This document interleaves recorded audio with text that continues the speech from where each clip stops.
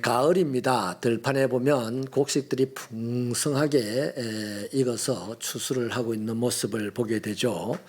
모든 사람들은 자신의 삶이 풍성하기를 원하죠. 이를 위해서 온갖 방법을 강구하고 또 여러 가지 노력을 기울입니다. 그렇다고 해서 다 풍성한 삶을 누리는 것은 아닙니다. 오늘 본문 속에서도 하나님의 백성들 중에서도 풍성한 삶, 그 삶이 그치지 않는 결실을 보는 그런 삶이 되는 사람들에게 두 가지 원리가 있음을 보여줍니다. 여러분, 풍성한 삶, 그리스도인으로서 내가 이 땅을 살아가는 동안 상황이 어떻든지 간에 풍성한 삶이 되기 위해서 저도 여러분도 이 두 가지 원리를 신앙의 삶의 원리로 가지고 살아가게 되기를 바랍니다. 첫째는요, 하나님을 떠나지 말아야 합니다.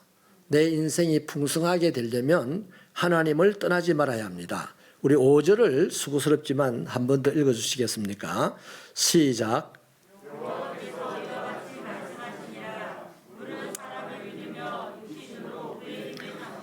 마음이 여호와에게서 떠난 그 사람은 저주를 받을 것이라. 아멘.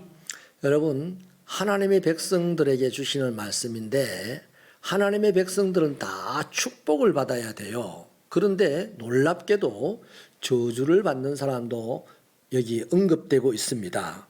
이들이 받을 저주의 내용이 어떤지 6절을 같이 읽어보십시다. 시작. 그는 사막의 떨기나무 같아서 좋은 일이 오는 것을 보지 못하고 광야 간조한 곳 근근한 땅 사람이 살지 않는 땅에 살리라. 극단적인 빈곤과 외로움이 가득한 삶이 된다는 겁니다. 하나님의 백성들이 그 자신의 마음에 하나님을 떠나면 그 사람의 인생은 극단적인 빈곤과 외로움 속에 갇혀서 살게 된다 하는 말씀입니다. 이것은 엄청난 불행이죠. 풍성한 삶과는 전혀 거리가 먼 것입니다. 여러분, 하나님은 사람의 불행과 관련 지어지는 분이 아니잖아요. 하나님은 항상 하나님의 백성들이 행복하기를 원하십니다. 그런데 하나님의 백성들의 불행과 관련이 된 영적인 것이 있는데 그게 바로 마귀입니다. 마귀가 하나님의 백성들의 불행과 굉장히 밀접한 관련이 있어요. 사람의 마음에, 하나님의 백성들의 마음이 하나님을 떠나면 그 마음에 순식간에 자리를 잡는 것이 있는데 그게 바로 마귀입니다. 이때부터 그 사람의 인생은 내내 마귀의 역사만 일어나게 되는 것이죠. 내 마음에 하나님이 풍성하면 하나님의 역사가 일어납니다. 내 표정에서도 내 말투에서도 내 손발의 행동에서도 내 마음에 하나님이 풍성하게 있으면 하나님의 역사가 나오는 거죠. 그런데 내가 하나님의 백성인데도 불구하고 내 마음에 하나님이 안 계신다. 내가 하나님을 떠났다. 그러면 그냥 내가 나를 지키는 게 아니에요. 내 결심이 나를 지키는 게 아니고 이미 내 안에는 마귀가 쑥 들어와서 나를 차지합니다. 그러면 나는 결심은 하나님의 사람처럼 살고 싶은데 행동은 마귀 시키는 대로 한다 이 말입니다. 이런 어처구니 없는 일이 다시는 저와 여러분의 삶에서 일어나지 않게 되기를 축원합니다. 여러분, 마귀가 하는 일이 뭡니까? 거짓말하고 사람들을 병들게 하고 사람들을 가난하게 만들고 마침내 그를 죽게 하는 그 일을 하는 게 바로 마귀입니다. 자, 창세기 12장 10절 이하에 보면요, 아브라함이 살고 있던 땅에 갑자기 기근이 찾아왔습니다. 아브라함은 이 기근을 피해서 애굽에 가서 살고 싶어서 애굽으로 갔어요. 그러나 애굽에서 그가 당한 일은 자신의 부인을 빼앗기는 끔찍한 일을 당하였습니다. 세상에 자기 부인을 남한테 빼앗기고 단잠잘 사람이 있겠습니까? 좋다 할 사람이 있겠습니까? 아브라함은 하나님이 그 부인을 찾아서 데려다 주기까지는 엄청난 걱정과 근심과 후회, 이 슬픔으로 가득 찬 밤을 보냈을 것입니다. 훗날 그 아들 이삭도 삶의 자리에 기근이 찾아왔습니다. 이삭도 틀림없이 아버지가 한 것을 보았기 때문에 애굽으로 가서 편히 살고 싶었을 겁니다. 그런데 그가 실행하기 전에 먼저 하나님이 찾아와서 이삭에게 너는 이곳을 떠나지 마라 그러죠. 애굽으로 가지 마라 그럽니다. 그때 이 이삭은 다행히 하나님의 요구에 순종하고 거기에서 기근의 땅에 그냥 살면서 열심히 농사를 지었습니다.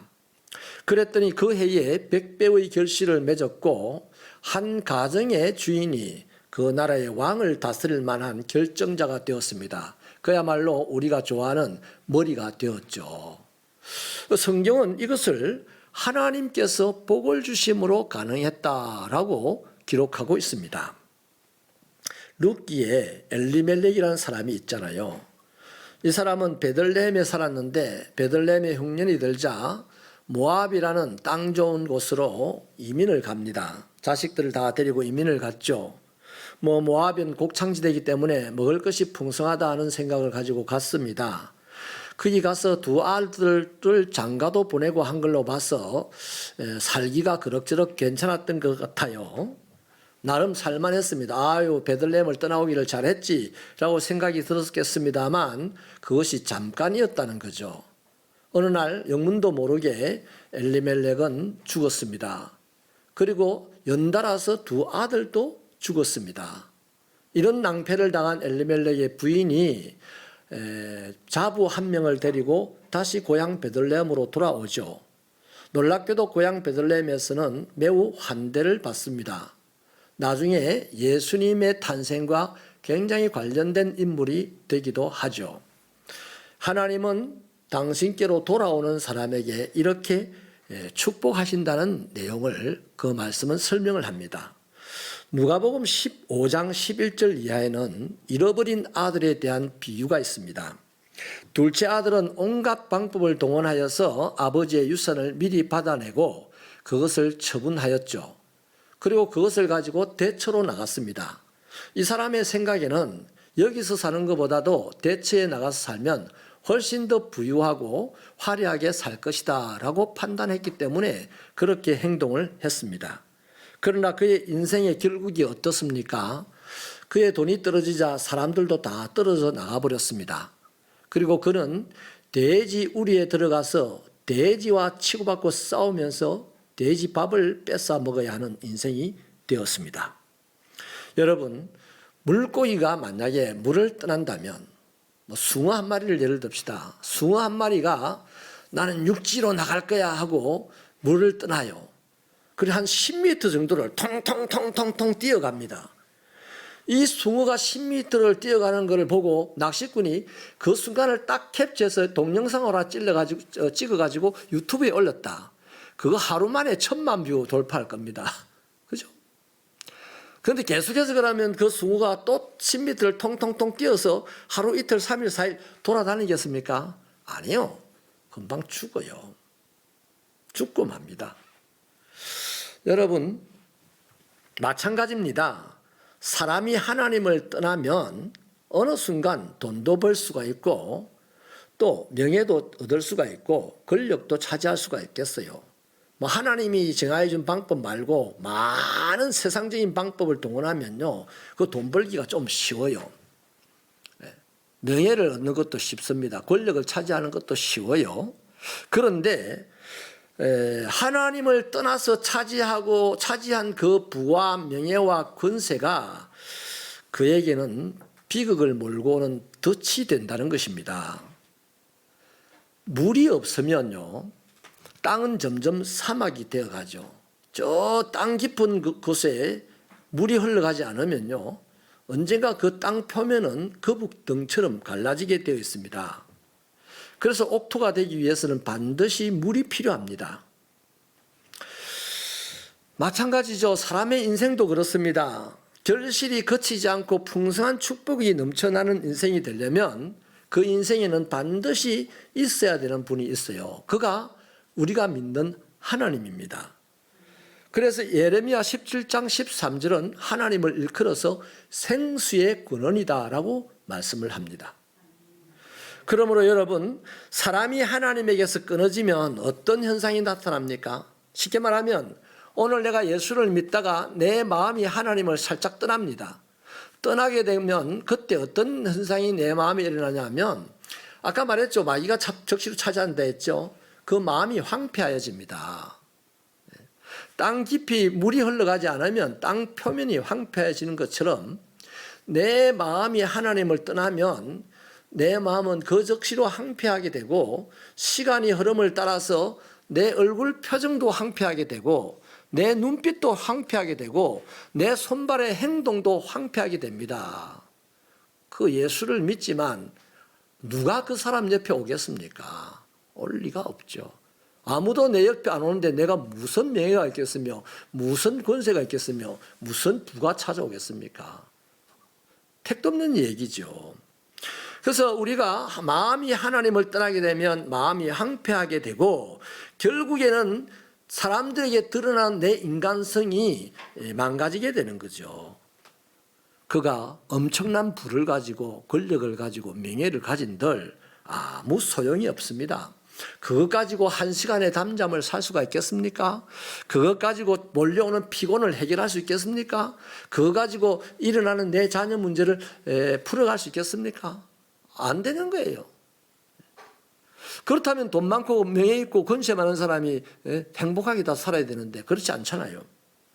이 사실을 예수님은 요한복음 15장 5절 6절에서 잘 설명했습니다. 우리 스크린으로 같이 읽어볼까요? 시작. 나는 포도나무요 너희는 가지라. 그가 내 안에 내가 그 안에 거하면 사람이 열매를 많이 맺나니 나를 떠나서는 너희가 아무것도 할 수 없음이니라. 사람이 내 안에 거하지 아니하면 가지처럼 밖에 버려져 마르나니 사람들이 그것을 모아다가 불에 던져 사르느니라. 그러므로요, 이렇기 때문에 그리스도인은 어떤 상황에서도 주님을 떠나면 안 돼요. 어떤 상황이 내 앞에 몰려와도 내 마음이 주님을 떠나면 안 됩니다. 시편 73편 28절은 여호와를 가까이 함이 내게 복이랬습니다. 야고보서 4장 8절은 하나님을 가까이 하라 그리하면 너를 가까이 하시리라 그렇게 말씀합니다. 하나님을 떠나지 않고 가까이 붙어 있으므로 범사에 결실이 끊어지지 아니하는 우리들의 인생이 되기를 바랍니다. 예수를 믿으면 이래야죠. 예수를 믿으면 그 마음이 하나님을 떠나지 않아야 됩니다. 예를 들겠어요. 담임 목사가 우리 영은이 집사가 참 찬양을 잘하는데 찬양을 하는 중간에 담임 목사가 기분이 나쁘다고 찬양을 와저리 못하냐 하고 뒤에서 궁지랑거립니다. 더 심하게 코를 팽 하고 풉니다. 그러면 마음이 상하겠죠. 슬프겠죠. 우리 목사님은 나를 되게 칭찬해 줄 줄 알았는데 왜 나를 보고 불평을 하지? 마음이 몹시 상할 겁니다. 마음이 상하게 한 건 나야. 근데 마음이 상하면 왜 하나님을 떠나 그 마음이? 마음을 상하게 한 것은 사람이거나 환경입니다. 하나님이 여러분의 마음을 상하게 한 적은 없어요. 근데 내 마음이 상했다고, 내 형편이 이상하다고, 내 하는 일이 안 된다고 왜 자기 마음이 하나님을 떠나려고요? 이런 일이 없는 그리스도인으로 거듭나기를 축원합니다. 왜 코로나가 왔다고 마음이 하나님을 떠나냐고. 여러분, 마음이 하나님을 떠나지 않으면 그 사람은 어떤 장소에 있든지 어떤 상황에 있든지 하나님의 엄청난 축복을 받아서 풍성한 인생을 살아가는 줄로 믿습니다. 두 번째, 여호와를 의지해야 합니다. 우리 7절을 같이 읽겠습니다. 시작. 복을 받을 것이라.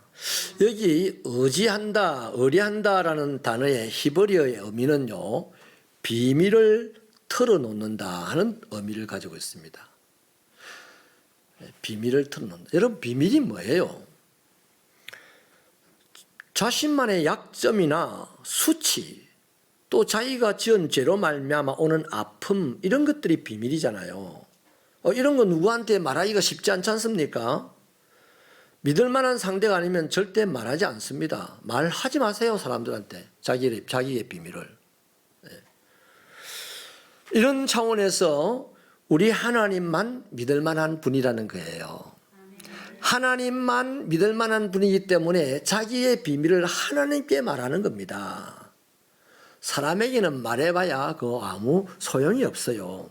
왜냐하면 하나님만 우리의 문제를 해결하실 수 있는 유일한 분이고 하나님에게서만 복이 나오기 때문입니다. 사람에게는 안 나와요. 사람은 문제를 해결할 능력도 없고 복을 줄 수 있는 인격도 없어요. 때문에 사람은 누구든지 믿음의 대상이 아닙니다. 아버지도 자식도 여러분의 목사도 믿을 대상이 아니에요. 사랑할 대상입니다. 사람은 사랑해 줘야 될 대상이지 믿을 대상이 아니란 말이죠. 우스개 얘기가 있습니다. 부모가 자식에게 유산을 하나도 물려주지 않으면요, 자식에게 맞아 죽는 시대래요. 부모가 자식에게 유산을 반만 물려주면 쫄려 죽는 시대래요. 자식에게 유산을 몽땅 다 물려주면 굶어 죽는 시대랍니다. 참 우스운 얘기지만 뼈아픈 말이죠. 어느 중학생이 학교 수업을 마치고 헐레벌떡 집으로 달려왔습니다. 왔더니 엄마가 막 울고 있어요. 그래서 엄마 왜 그래요? 이랬더니 엄마가 하는 말이, 얘야 너가 아빠가 말이야 젊은 여자랑 도망을 가버렸어. 어떻게 이제 살겠어? 라고 우니까 이 아이가 하는 말이, 진짜 세상에 믿을 놈이 하나도 없네. 엄마 걱정하지 마, 내가 있잖아. 그래요. 그래서 엄마가 그 아들 하나 믿고 열심히 살았습니다. 아들을 열심히 길렀어요. 아들을 또 장가까지 보내줬네요. 얼마 지나지 않아서 아들이 하는 말이, 엄마 살림 내주세요. 그렇습니다. 세상에는 믿을 사람이 없습니다. 아니, 사람은 믿을 것이 못 된다 하는 얘기입니다. 여러분, 믿고 의지할 분 사람이 아니고 여러분의 힘이 아니고 오직 하나님이십니다. 환경도 믿을 것이 못 됩니다. 금방 달라지는 것이 환경이잖아요. 여러분, 그렇다면 우리가 하나님을 믿는데, 그래서 의지하고 의뢰하는데, 우리가 하나님을 의지하고 의뢰하는 이 행동의 가장 구체적인 표현이 무엇이냐는 거죠. 맡기는 겁니다. 내 생각을 하나님께 맡기고 내 계획을 하나님께 맡기고 내 인생을 하나님께 맡기는 것이 바로 내가 믿는 하나님을 의지한다는 표현입니다. 시편 37편 5절로 6절은요, 내 길을 여호와께 맡겨라. 그를 의지하면 그가 이루시고 내 의를 빛같이 나타내시며 내 공의를 정오의 빛같이 하실 것이다 라고 합니다. 잠언 16장 3절은 너의 행사를 여호와께 맡겨라. 그리하면 네 경영이 이루어질 것이다 라고 합니다. 베드로전서 5장 7절은 너희 염려를 다 주께 맡겨라. 이것은 그가 너희를 돌보시기 때문이다 라고 합니다. 그렇죠? 여러분, 하나님을 믿는 사람은 하나님을 의지해야 합니다. 그 하나님을 의지하는 게 뭐냐? 구체적으로 자기를 맡기는 거예요. 본문 8절은요, 하나님을 의지하는 자들이 받을 복을 아주 구체적으로 나열하고 있잖아요. 우리 같이 읽어볼까요? 8절을 시작.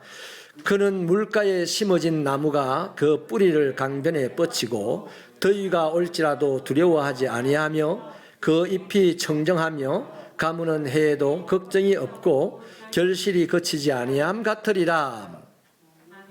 예, 뿌리가 강변에 뻗쳐간답니다. 더위가 올지라도 두려워하지 않는답니다. 잎이 청정하답니다. 가뭄에도 걱정이 없고 결실이 거치지 않는답니다. 여러분, 얼마나 표현이 능동적이고 활력과 생명이 넘칩니까? 이것이 하나님의 사람들, 하나님을 떠나지 아니하고 하나님을 의지하는 사람들의 인생에서 펼쳐지는 장면이에요. 이것이 하나님의 나라예요. 이것이 천국이에요. 네? 이것이 오늘 이 땅을 살아가는 사람들이 주신 하나님의 축복입니다. 말씀을 마치겠습니다.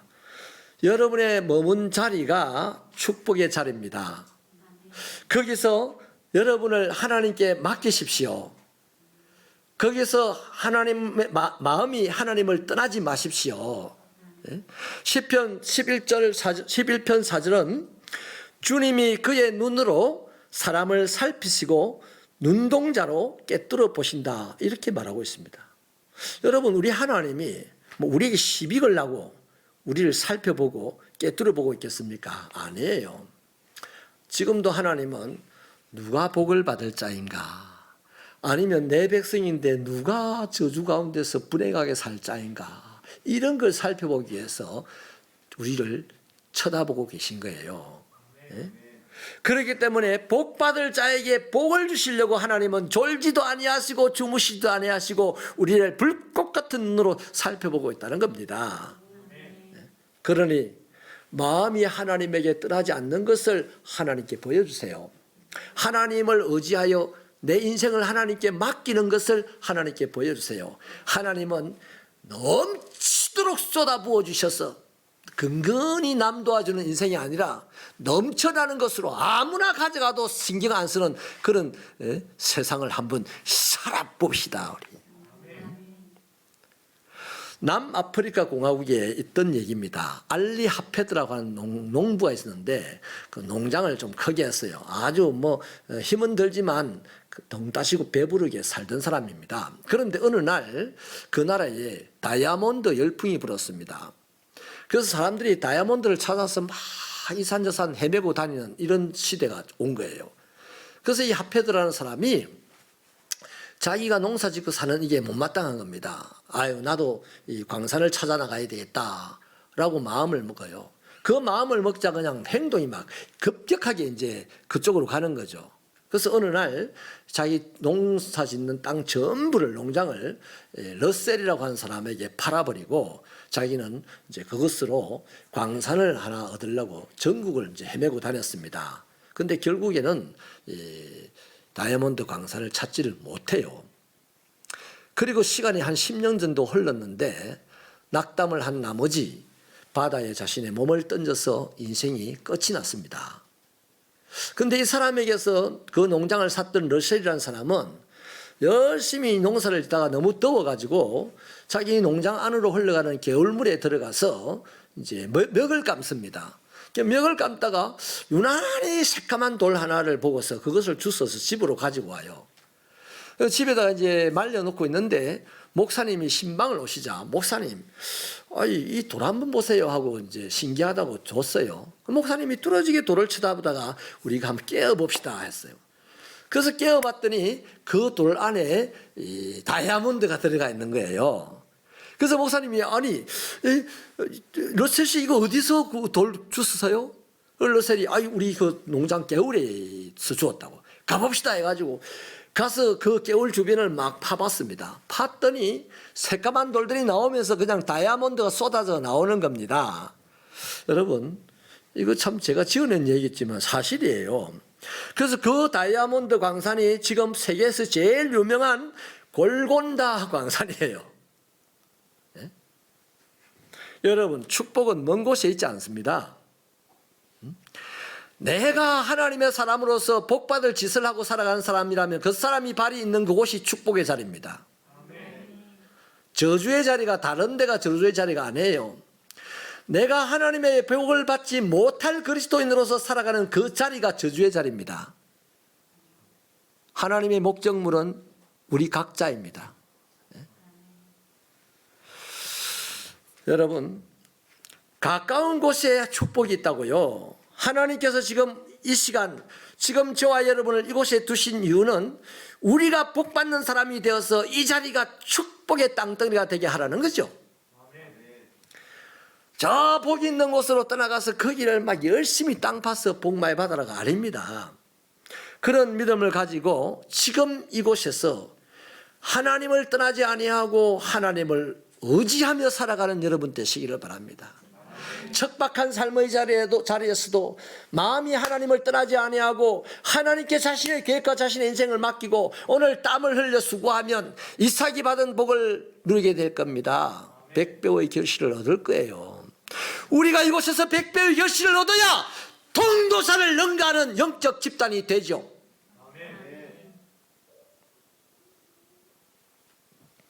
하나님의 축복은 마르지 않습니다. 여호와를 떠나지 않는 사람, 여호와를 의지하는 사람에게는 오늘도 끊임없는 하나님의 복을 밀어넣어 주실 줄로 믿으시기를 바랍니다. 하나님은 그래서 그 사람을 통하여 이 땅에 복 주시는 하나님을 알리고자 하십니다. 우리 새빛교회 성도 여러분들이 복 주시는 하나님을 온 세상에 알려주는 사람들이 되십시다. 저는요 간절하게 기도가 됩니다. 이제 내년 되면 문재인 대통령께서 우리 동네 주민으로 이사를 오신대요. 수많은 사람들이 이제 이 동네로 막 문재인 대통령을 찾아올 텐데 우리 새빛교회가 그런 사람들에게 복 주시는 하나님을 알리는 그런 교회 되기를 바랍니다. 우리 한 사람 한 사람이 저리를 문재인 대통령 찾아가다가 어이구 새빛교회 사람들은 복 받는단다 복 받는단다 하는 소리를 듣고 이 동네에 사람들이 몰려들게 되는 축복이 있기를 간절히 기도하고 여러분에게 그런 인생 되기를 부탁합니다. 하나님 도와주시옵소서. 맹숭맹숭 신앙생활하는 저희들 되지 말게 하여 주옵소서. 복받는 신앙생활하게 하여 주시옵소서.